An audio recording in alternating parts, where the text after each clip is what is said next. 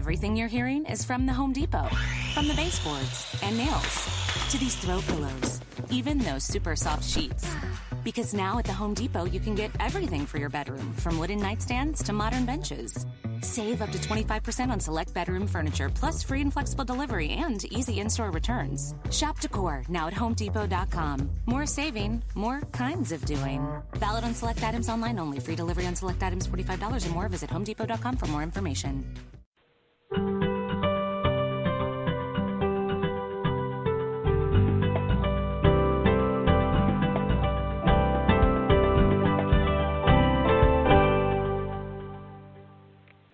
Welcome to Creating a Family, talk about infertility. Today we're going to be talking about how infertility affects the male partner. The men are often overlooked in this infertility struggle, so today we're going to try to right that balance. Our guests today to talk about this really important topic are Dr. Elizabeth Grill. She is the Associate Professor of Psychology at the Center for Reproductive Medicine and Infertility Weill Medical College at Cornell University. And Dr. Ali Domar.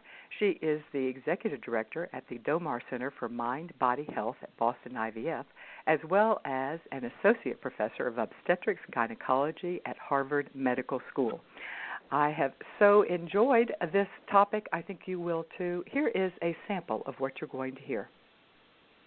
In many cases, the treatment for male factor is to have their partner go through an IVF cycle, and then they do what's called ICSI, where they can inject one sperm into an egg. And so the men feel awful because their partner or their wife, who is probably reproductively normal, is thus going through an IVF cycle to compensate for his infertility or subfertility. The Creating a Family radio show is underwritten by our corporate sponsor, Ferring Pharmaceutical. Ferring Pharmaceutical wants you to know about a new tool currently available for just men called FertiStrong. It is the new self-help fertility support mobile app specifically designed for the men in your life or for men in general. The app provides techniques to empower men with knowledge and self-help skills throughout the stressful journey of infertility. To learn more about the FertiStrong app, you can go to FertiStrong.com. Let me spell that, F-E-R-T-I, strong, S-T-R-O-N-G.com.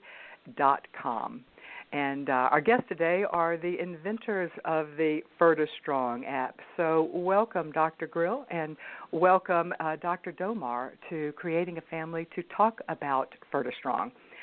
Ali, let me start with... Oh, good. Ali, I should probably call you Dr. Domar since we know each other personally. No, it's okay. Okay. You and Liz, I'll call you by the doctors. You and Dr. Grill came up with the idea for FertiStrong. There was already an app existing called FertiCalm, which was geared for women. Well, actually, it probably wasn't just exclusively geared for women, but I think women were probably the primary users of it. And it presented cognitive, behavioral, and relaxation techniques that patients can use when they're in treatment, before treatment, and quite frankly, those techniques are equally appropriate to use after treatment, either successful or unsuccessful. So, Ali, why did y'all come up with the idea or how did you come up with the idea for making an app just for men? Well, thanks, Don. It's interesting because, Liz and I, had created FertiCalm, which launched about 14 months ago. And it's been very popular, which is great. I think it really does fulfill a need. It is designed specifically for women. And, in the first few months, we got all this positive feedback, and we got some lovely, emails from women who were using it. And, in fact, the only criticism we got was that it was just for women. I mean, it's a beautiful. FertiCalm is a beautiful app. It's in pastel colors. It's a flower, and it's very pretty. Yeah. But I do say I didn't design it, so I can say that. And it's very pretty. True. But my patients and emails we're getting were like, well, what about the guys? And so we realized very quickly that we needed to come up with an app for men, and that's where FertiStrong came from. Yeah, we have a comment from one of our online community, Lou, and she says, it's interesting. People ask me all the time about infertility, but no one in our family or circle of friends has ever once asked about how my husband is doing. Do you find, Dr. Grill, do you find this to be a common response that men, it's as if men are not even a part of the infertility struggle? Absolutely. I mean, I think clinically, Allie and I know from working with men and women and couples for so long that men are a big part of this and they have a voice that's not often heard.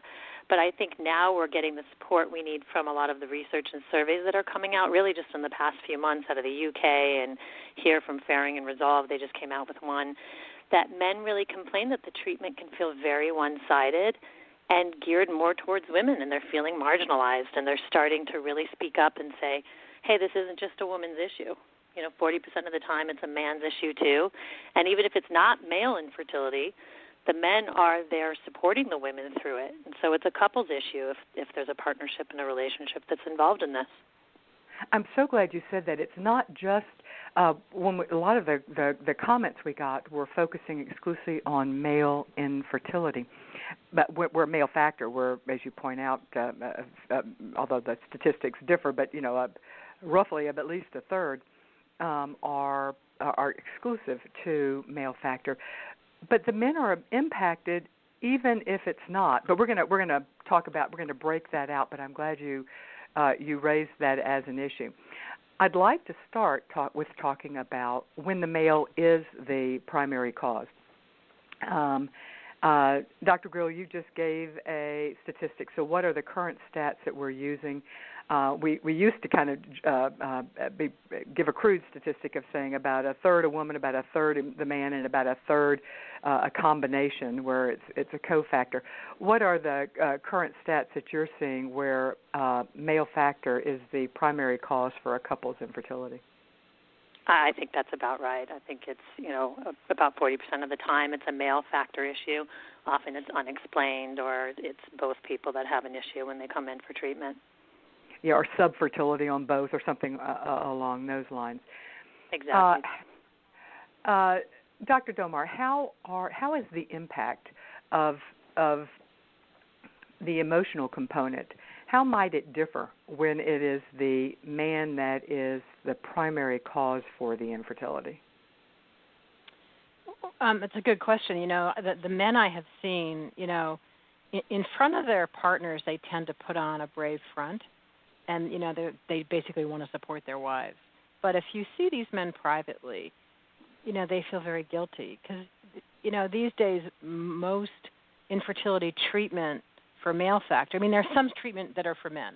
Some men who have specific diagnoses need to be on medication or have surgery, but in many cases, the treatment for male factor is to have their partner go through an IVF cycle and then they do what's called ICSI, where they can inject one sperm into an egg. And so the men feel awful because their partner or their wife, who is probably reproductively normal, is thus going through an IVF cycle to compensate for his infertility or subfertility. And so for every injection she has to receive, every blood test, every ultrasound, the egg retrieval, he feels responsible. Yeah. And, it's interesting because when we wrote the Ferticom app, it's all for women, what they can do to feel better. It's all, as you said, cognitive behavioral and relaxation strategies. For FertiStrong, it's sort of half what the man can do for himself, and it's half for what he can do to better support his partner. But I think it's really important that we address, as Dr. Groh was saying, what the men are going through, because the recent research really shows that these men are suffering. The majority of men, a recent study at a UCSF by Lori Pash and her colleagues has shown that the majority of men have clinical levels of anxiety, and, about a third of them have clinical levels of depression. And up until now, no one has really paid attention to the men. They absolutely haven't. And I wonder, in our society, we have such a narrow definition of maleness, and virility is a part of that. So, Dr. Grill, how how does our societal expectations for what a man is supposed to be able to do, and how we define maleness and masculinity, how does that factor in? Even if a lot of men are not acknowledging it, because I think that we all know that it's hard to acknowledge that you think less of yourself because you don't have enough sperm, something that is a physical issue. But I think that for so many men, it is an issue. I'm so glad you're asking that question. Yeah, these traditional definitions of masculinity really create a lot of shame for men. So, male potency and virility is really associated culturally, religiously, psychologically with a man's ability to perform, in this really primitive sense of being able to impregnate his partner. And so men really don't want to talk about this because they see infertility as a sexual disorder. And so there's a lot of avoidance of the topic. So there's a real invasiveness of the medical treatment, which, dampens intimacy between a couple. And sex becomes, not for pleasure, but becomes about procreation. And instead of it being an expression of intimacy, it becomes work. And sex as an expression of love becomes sex as an expression of failure. And so men feel incredibly ashamed. Women are very frustrated. And they don't talk about it. And they need to, because they will feel incredibly validated when they can come sit in, our offices and finally understand that this is completely normal. The feeling, yeah. And Dr. Domar, how often does impotency become a secondary factor? The pressure that Liz just described, the pressure to perform, the pressure to impregnate, the pressure to do it whenever the timing is right. I think impotency would be, all that pressure could certainly lead to performance failure. So how often is that becoming a problem? And it seems like that would even then doubly compound the feeling of worthlessness. The last study I saw showed that 10% of couples report mid-cycle impotence. But I'm going to defer this to Dr. Grohl because she's a certified sex therapist. Liz, do you have more recent data? Yeah, there's several different problems that arise. One of them is definitely erectile dysfunction, and we see that about 20% of the men, while they're going through infertility treatment, can experience erectile dysfunction based on what we were just talking about, the performance on demand. So the woman's ovulating, she's feeling the pressure to make this happen. The man knows this, the pressure is on him to make this happen, and it doesn't happen, and so it goes against everything we know about what intimacy and pleasure is supposed to be about. And so there's a lot of sexual avoidance that is sort of secondary to this problem as well. So you can have a lot of sexual dysfunction that comes up as people are trying to negotiate this journey of trying to build a family together.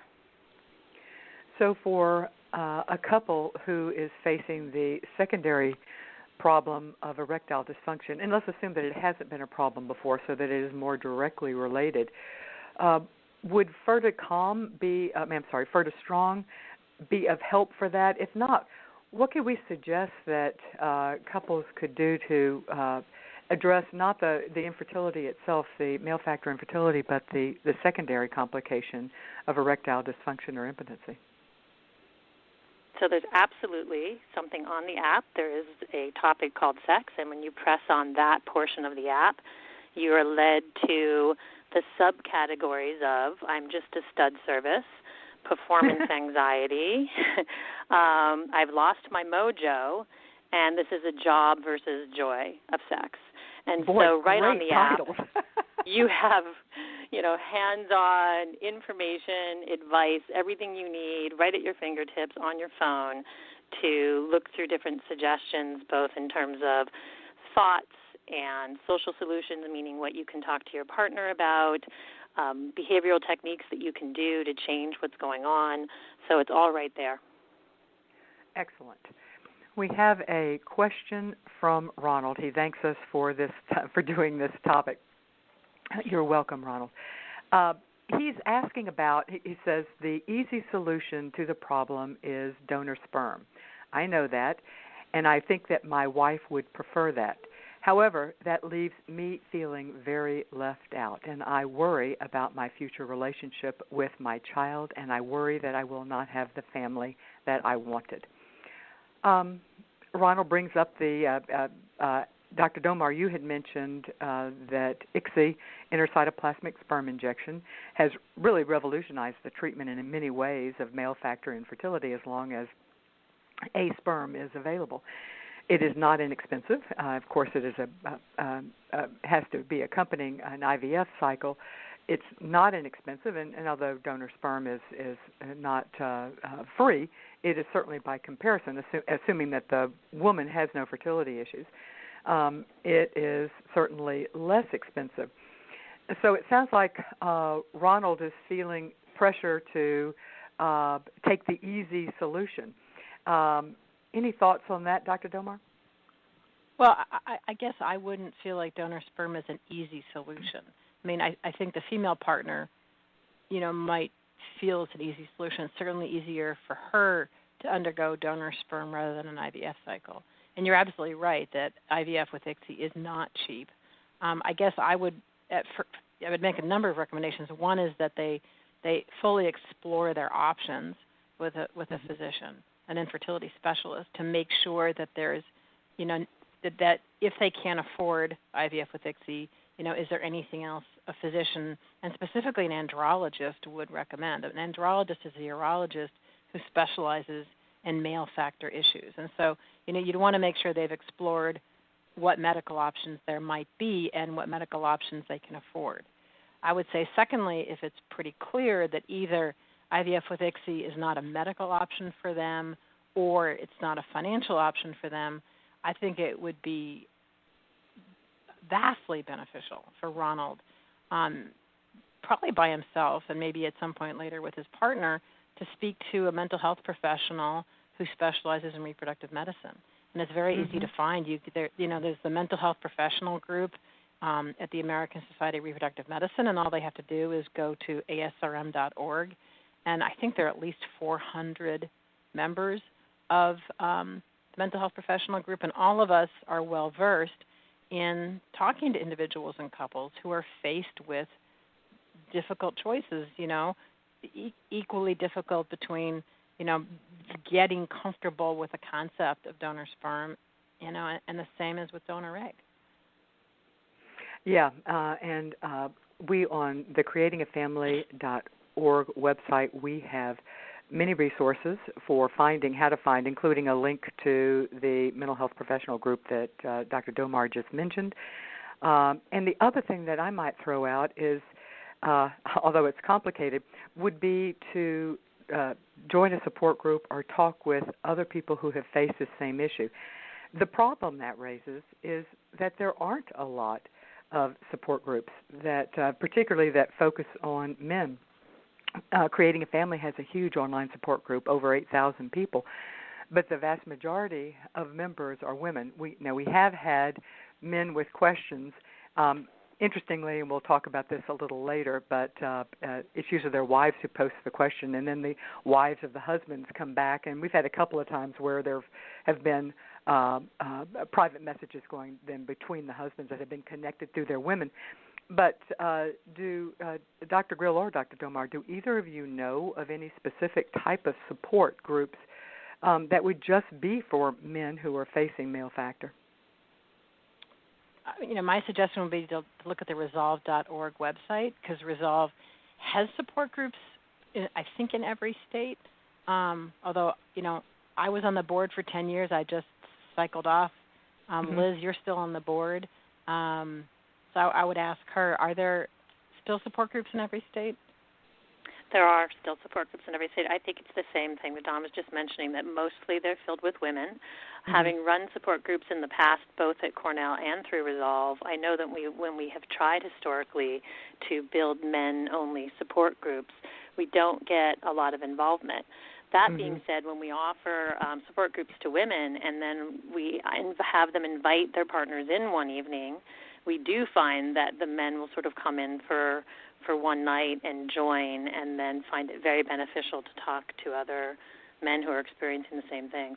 I know in one of the recent surveys that was just done, men were really requesting more online resources, and I think that's why Allie and I really felt that, Ferta Strong would be a really nice vehicle for men to talk about this. That's one of the things that when I first heard about Fertistrong that perked up my ears, because we certainly have seen that men are more comfortable doing it online. There's an element of anonymity. But the other thing about Fertistrong is that it allows them to do it on their own. It doesn't give them the in-person support, but it does allow them to seek solutions in the privacy of their own home, car, whatever. So I see that as a huge advantage. And I'll just add to that quickly that it also offers validation to them. While it's not the same, of course, as sitting in a room with other men and being able to talk about these issues, when they read through the material and they see what's listed on the app, they will feel instantly validated and know that they're not alone, because they'll see, oh yeah, I'm feeling that way, or that makes sense. So, and it is so helpful to not feel alone.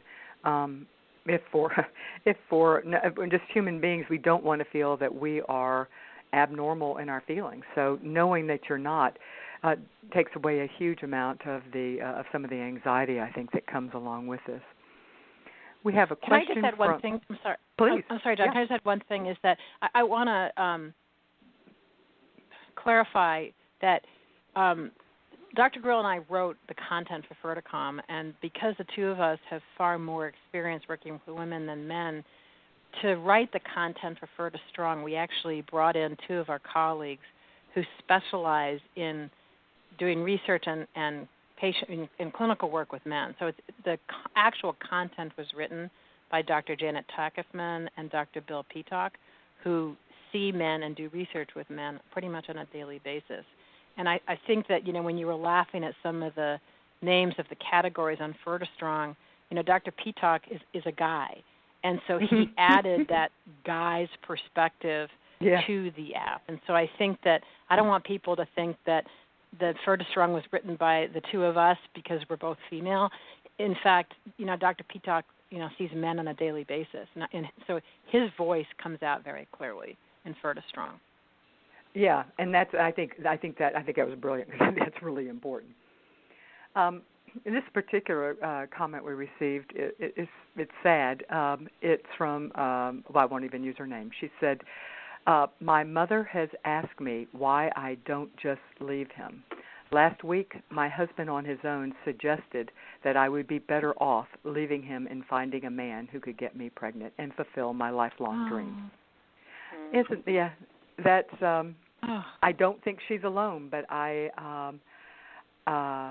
it makes me sad that her mother suggested it, but it even makes me sadder that her husband felt that. Both of you work with couples. Is this something? It is something that we see in our support group, not frequently, although women will say that they have heard it from other people. But, in fact, there was one woman who said that someone at her church said, this is a while back, this was a couple of years ago, in a post, but she said that someone in her church had said, this is your own fault because you could leave him and find a man who is fertile. So this is your fault. So how common is this, do you think, Dr. Grill? I mean, so common. We know that depression and anxiety are equal to patients who are diagnosed with heart disease and cancer and HIV.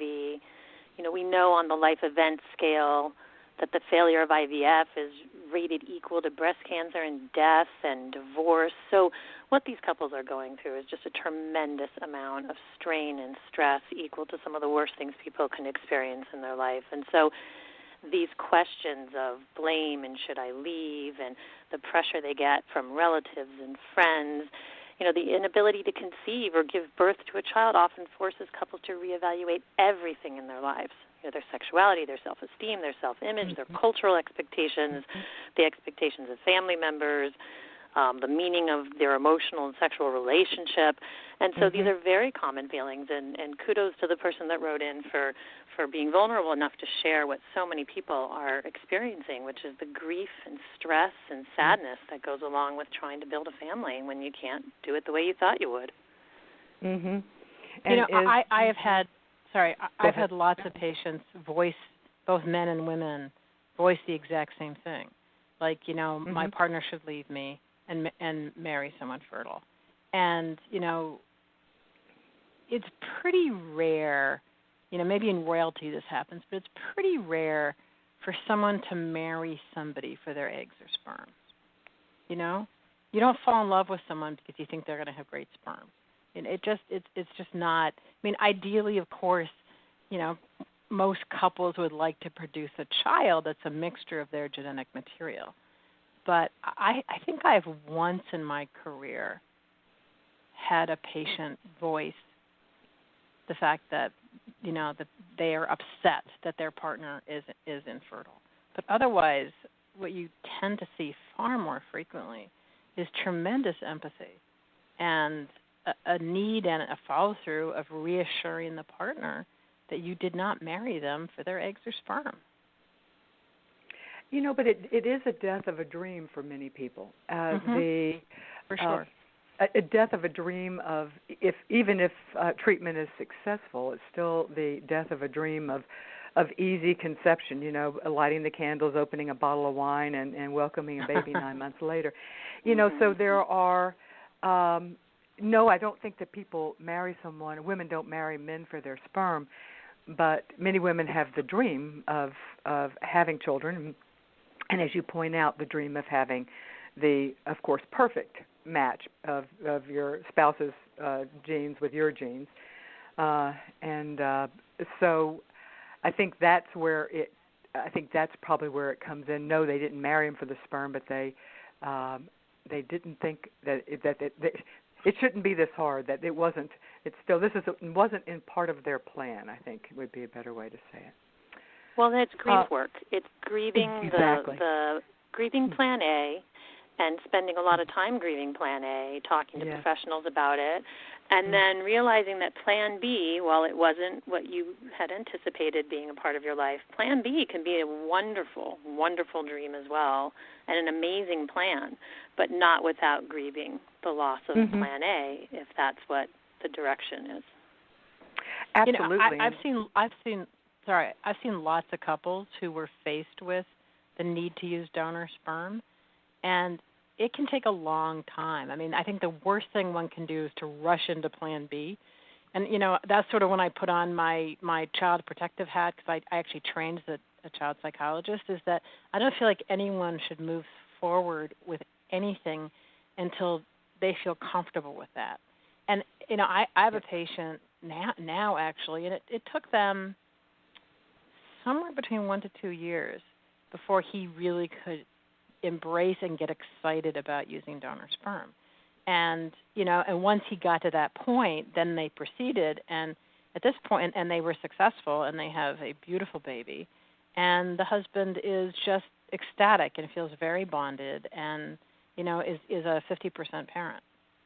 But I think he has to be ready for that.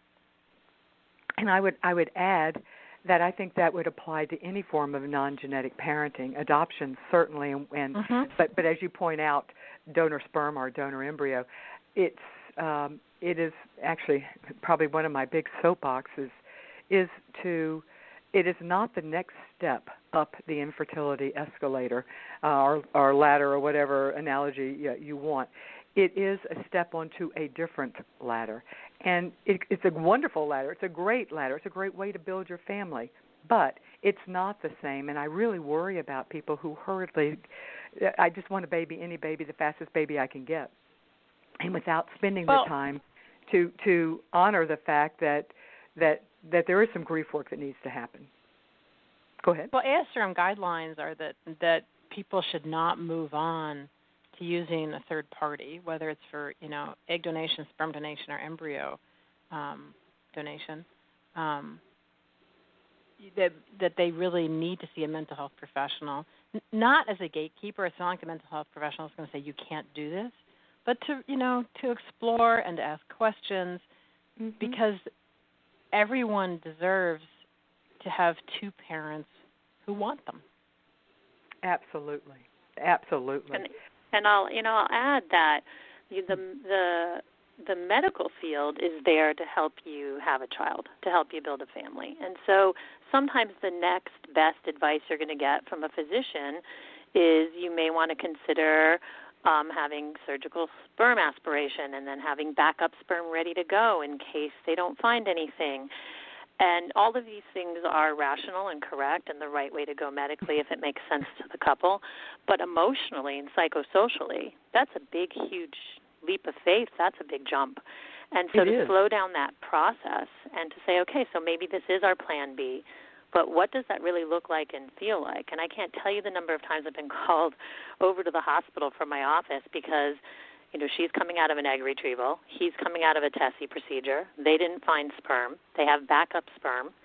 And they're both coming out of surgical procedures having to make this huge life decision whether or not to form embryos with backup donor sperm. So sometimes, freezing and waiting and talking and grieving, sometimes that's really what is necessary before moving on. Boy, it seems like that's a conversation that everyone should have had before anesthesia, for sure. Yeah, because at that point, the desperate need to slow things down, and we certainly know from the world of adoption and from research that's been done in the world of adoption. Less research with donor sperm, and certainly less with donor embryo. But as you said, every child deserves to be fully wanted by both parents, and no child wants to be Plan B.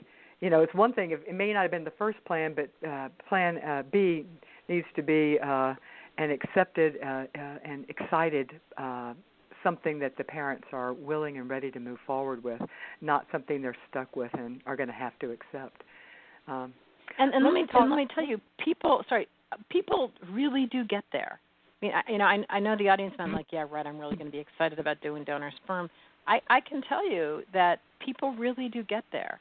It just takes time, and you can't force yourself to want it. It seems to happen when you have good conversations, and perhaps you see a mental health professional who asks you the right questions and helps support you. But I've had hundreds of patients who, when they were told, look, donor sperm or donor egg is your only option, it's a shock, and it's definitely not people's first choice, but they really get to the point where they're excited about it and cannot wait to meet that little person. Yeah, absolutely.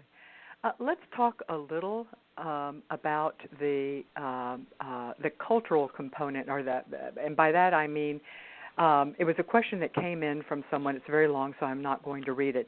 But there are definitely certain cultures where there is added shame and affiliate. Well, two components. One, certainly the added shame with not being fertile, and then the added shame or unacceptability of using a donor, so the need to hide it. Both of those are cultural issues, are ethnic issues, and let's talk a little about that. Dr. Greer, let me start with you on that one. Sure. I think that we're practicing now, certainly as mental health professionals, in the spirit of sort of open disclosure in terms of the research we know that's coming out of at least the U.S. and UK and other places. But we're sensitive to the fact that that's not necessarily true in a lot of other parts of the world where donor gametes are illegal. And if you're raising a child in an environment where that's the case, then it requires a lot more conversation. So I think there's a biased sense of disclosure is better, and that it's better for the child, and it's easier not to hold a secret, and that we know from some of the research that secrets tend not to be such a good thing, and we know that you're withholding medical information, medical information from a child.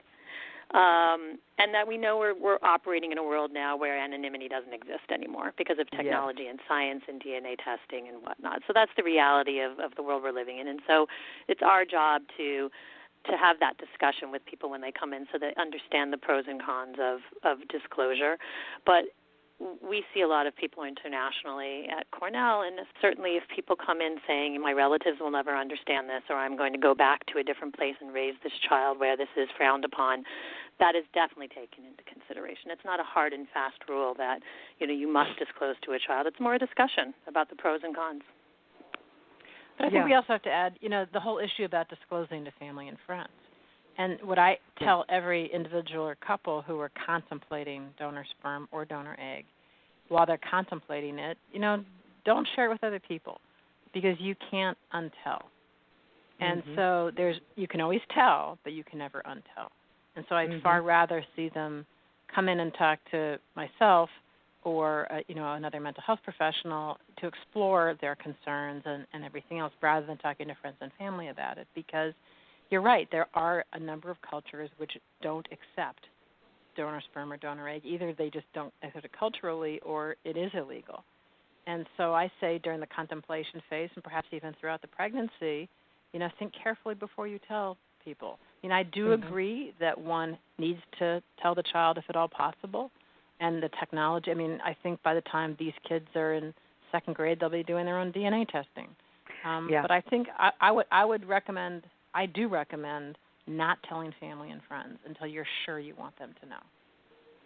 And let me add that Creating a Family has a lot of resources on that exact topic: who to tell, when to tell, and there was just within the last month we did an article on two people who, one found out that they were conceived through donor sperm in a Biology 101 first year of college class doing the Punnett Square, and the other one found out through a over the I think it was Ancestry.com, one of the spit in the cup, over the counter type of mail order, found out that way. I think anonymity is a myth. Let me also add one other resource that I was thinking of when I think it was, Allie, you were talking about the wonderful titles and the male perspective and a certain amount of irreverence that appeals to the men. There is a book that I really enjoy called How to Make Love to a Plastic Cup, A Guy's Guide to the World of Infertility. Great title. I interviewed him. Greg Wolf is the author. I interviewed him. It is so you can just I promise if you type in our search box make love to a plastic cup, the interview with Greg will come up. It is it's just a really good book. Something that has come up a number of times in our community is where there is significant male factor, and either the couples chose for some reason or could not afford ICSI and IVF, they made the decision to use donor embryo so that neither of the parents have a genetic connection to the child. They felt like genetic parity was important. Allie, thoughts on that? I've actually seen it happen. And I very much understand why couples may make that decision. I think it'd be a very difficult decision. But I've had couples make that decision. I think, and I don't know if this is the right thing to say, I think it's a generous decision it's a generous decision on the female partner's side. And I think it's a very loving gesture. And so when you gave that example of the woman who was told by her mother that she should leave her husband and marry a fertile man, I think this decision is exactly the opposite.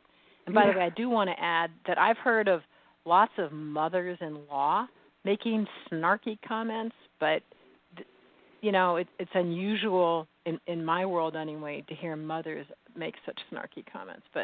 And I've actually hauled mothers-in-law into my office to explain to them the psychological aspects of infertility. And I suspect in that case the mom was just being protective of her daughter. True, but in this way she is the mother-in-law to the infertile person. If I understood her, if I understood the question, it was her mother, so it was the fertile person's mother. So it was the mother-in-law to the infertile person who was being insensitive. One of the we should note that that Fertistrong is being released after in conjunction with both Men's Health Month as well as Father's Day, which I thought was particularly relevant and important because Father's Day, which is just passed, is such a hard time. We offer so much support to women around Mother's Day. But I find that you don't see the same support. There's not the articles being written about, for guys, going through Father's Day childless. It's in a way as if our society assumes that men don't care as much about being a parent as women. Dr. Grill, thoughts on that? Yeah, I mean, I think that's true. I think that's why we wanted this to come out right around Father's Day. Again, Ferta Strong has a button you press called Father's Day Insensitivity, right? And there you go. Mm-hmm. You can be sitting on Father's Day, opening this up, thinking, all this talk about Father's Day is making me miserable. I'm reading right from the app. Don't people get it, that it makes me feel like a failure? So if this is the thought you're having in your head, it'll give a more balanced way of thinking that people don't really understand how difficult Father's Day can be, and it goes on to explain things that you can do on Father's Day. I think Allie and I see an increase before any holiday, especially Mother's Day and Father's Day in our offices, where we need to counsel people around how to get through. And sometimes it's forming your own traditions, going away and not celebrating it at all with other family members. Sometimes it's just honoring your own father and focusing on special men in your life, uncles or fathers that you have that you want to focus on. So there's lots of very, behavioral strategies that people can use, or they can form their own traditions around Father's Day to help get through it together, just as a couple. Yeah, absolutely. Now, I want to shift our discussion. Up to this point, we have been talking primarily about where the male is the primary cause for the infertility. But as we talked about at the beginning, and as Dr. Grill so accurately pointed out, it's really the couple who is infertile. So even if it is the woman who is the primary factor, it is still the couple's inability to have a child. So let's talk a little about, in this case, the impact of infertility as a couple, the impact of the woman's infertility, and how that affects the male partner. Dr. Domar, how does that shift from a man's perspective? He's not the primary cause. His wife or his partner is the primary cause. So how does that shift the impact on him? Well, what I hear most often from men, and either in the men I see, for individual or couples counseling, or, in our mind-body group, the men come to 3 of the 10 sessions, and one of those sessions is an hour and a half where the men just go off with a therapist to talk about, how they're coping. And I've run that session a few times. And, and I hear the same thing from men over and over again, is that, they feel that they need to be strong for their wives. Like they have to put on this sort of macho front and say, and sort of spend all their time supporting their wife and having empathy for their wife and, understanding that she feels responsible for their infertility. But in private, what you hear from them is, almost like bottomless grief. Like they are suffering too. Like, even in cases where it's a female factor, and these men, do have empathy for their wives, but they want a child. And they can't ever express that to their female partner because that'll make her feel more guilty. Yes. And so the only role they can have with her is this sort of bottomless pot of support if they, although I have to tell you, I've seen lots of women who say their husbands are useless in terms of support. But, I think it's changing with time.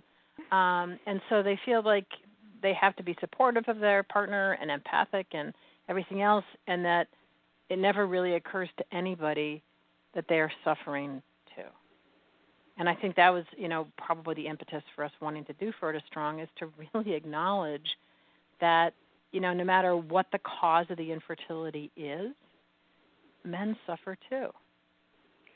There was a private message I received. It really wasn't a question, but it was from a man saying that he had all of his life. I mean, he was a junior.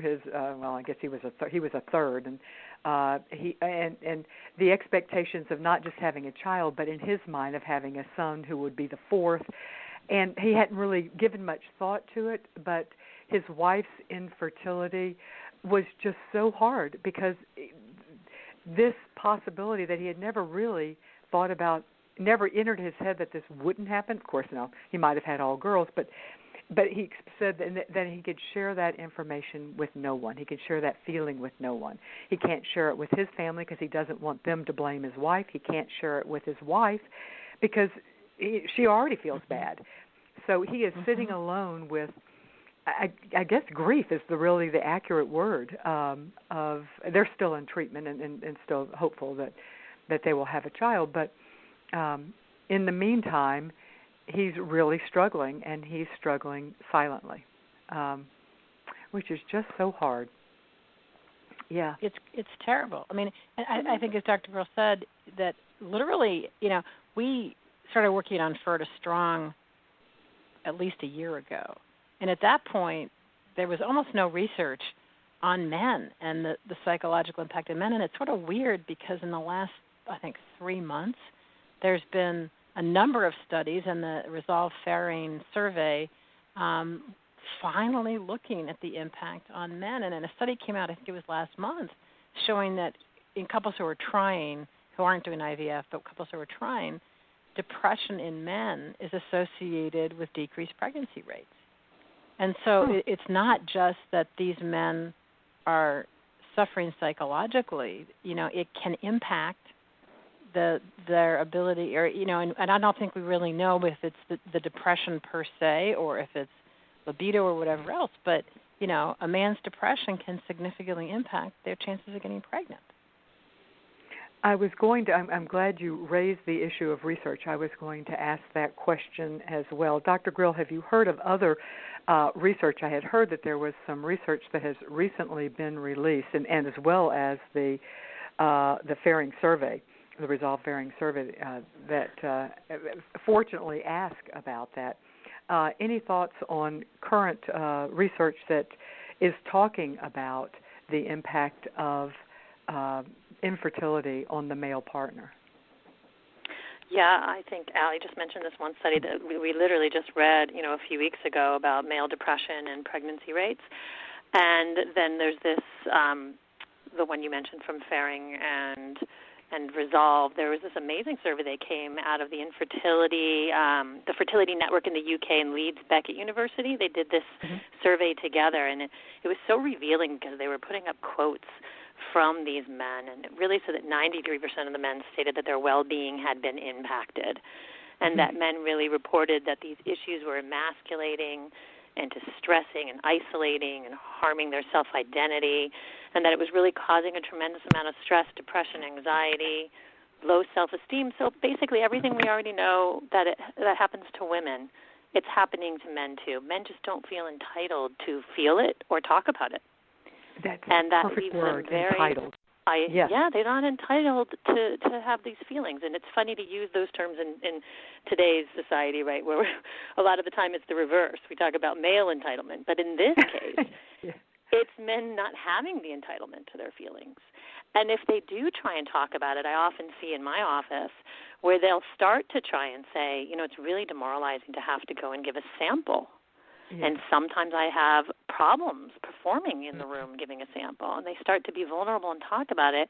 And you see the wives or the partners start to roll their eyes and start to scream and yell, well, I have to do poking and prodding every day, and I have to come in here at 6 o'clock and get blood work, and how dare you talk about how embarrassed you are to have to go give a sample.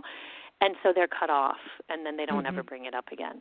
But the truth is that this is real for the men, and they do need to talk about this. They are entitled to have these feelings and to have them validated. So what can women do to help their male partner, regardless of whether let's separate them actually, because I think I think what the women can do might differ depending on whether it is the woman who is infertile or if it is the man. So in the time we have left, let's talk briefly about let's say it's the man who is infertile. What advice would you give the women? Now, I know Ferta Strong is geared to the men, but let's be honest, we know that women are often the movers and the shakers in getting help and in support. So what can a woman do to help her infertile man? Well, so both apps do have sections that talk about how to help your partner. That if you're in a relationship, what can I do, whether it's my infertility, their infertility, both of our infertility problem, what can I do to show support, empathy, communicate with my partner? So they both are very much geared toward actual things that you can do for the health of the relationship. So that's good. But in terms of, male factor is very tricky, because when a man has male factor, the woman usually feels a tremendous amount of anger and resentment, but doesn't often feel that she can express that because she doesn't want to further shame her partner or make her partner feel upset. The partner also sort of goes underground with it because they're feeling so guilty, and they have these thoughts, oh my God, what if my wife leaves me for someone else? Or, it's so tied to virility and potency that they feel like it's a sexual disorder for them if they have a male factor issue. And so there's so much shame around it that they don't talk about it, and they become depressed and anxious about it. And there's a real breakdown then in the couple presenting as we're a team. As you were mentioning before, this is our problem. We're in this together. So how are we going to do this together? And a lot of the counseling is around that, helping the other person understand. So if this were your issue, let's say you needed to be exploring donor egg, or you needed to be facing the fact that you had diminished ovarian reserve, how would you want your partner responding to you? Would you feel like you wanted them to be leaving or have feelings of that or insecurities around that? And that helps with the empathy, walking in the other person's shoes. I mean, it's true the women carry the brunt of this, right? So whether it's male factor or female factor, the women still have to go through the procedures. And so when it is male factor, there's often a lot of resentment from women, that I have to take these medications and go through these procedures because of you. And that doesn't help them see it as a team effort. They're trying to build a family together. Someone on the support group, when somebody was complaining about that, said, well, you also have to go through labor, and you're not blaming him for that. So, right. I love that. I haven't heard that. Yeah, I thought it was to the point, shall we say? Right. So anything that the woman can do to get herself in the place and express, as well as showing this to her male partner, that we're in this together. This is a couple's issue that we're facing. It's validating how devastating it is to both people, and it's helping them grieve the losses they're experiencing. But it's helping build a bridge to empathy with one another so they can really understand what the other person is experiencing and feeling as well. And I would also say for the woman to get into therapy for herself and by herself, because she may need a place to express the anger and the frustration and the sadness and the grief, because she might be feeling that that's not something that she wants to add an extra burden, or that she feels like the expressing of it with her partner would just be sending him further underground and shut him down even further. So getting into therapy. And for the men to get into therapy alone.